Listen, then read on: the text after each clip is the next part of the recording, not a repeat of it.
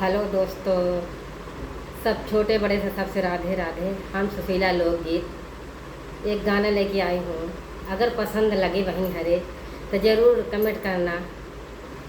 हे अंगना ही झारे झुरी दुआर घुरला गावानी दुआर घुरला गावानी हो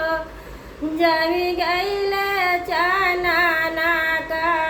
पेड़ है मायरिया हो जमी गईले चाना का पेड़ है मायरिया हो जऊ माई जाना तऊ आंगन मोरे आई बिहुआ आंगन मोरे आई बिहु हो अपनी चुनारिया बिछवती चारानिया हो हे अपनी चारानिया बिछवती अपनी चुनारिया बिछवती चारानिया हो जऊ माई जाना तऊ आंगन मोरे आई बिहु हो हे पियावा का पगाड़ी बिछवती आंगनवा हो पियावा का पगाड़ी बिछवती आंगनवा हो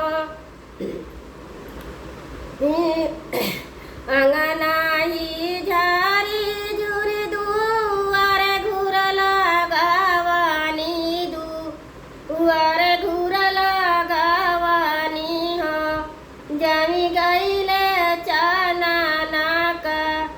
पेड़ है मायरिया हो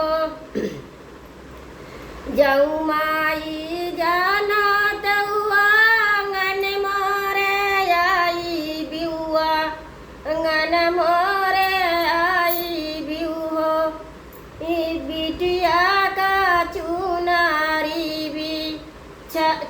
बिटिया का चुनारी बिछती चारानिया हो बिटिया का चुनारी बिछवती चारानिया हो जऊ माई जाना तऊ आंगन मोरे आई बिहुआ आंगन मोरे आई बिहु हो दामदा का पगाड़ी बिछवती दुआरिया हो दामदा का पगाड़ी बिछवती दुआरिया हो जऊ माई जाना तऊ आंगन मोरे आई बिहु हो दामदा का पगाड़ी बिछवती दुआरिया हो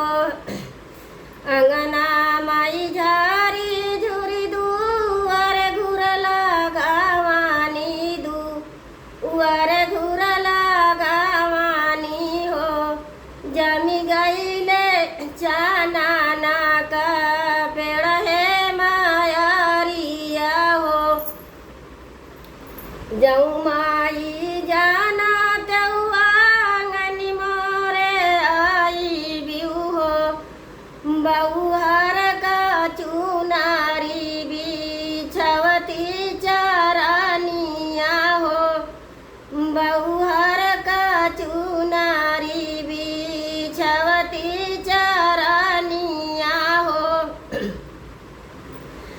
जऊ माई जाना तऊ आंगन मोरे आई बिहु हो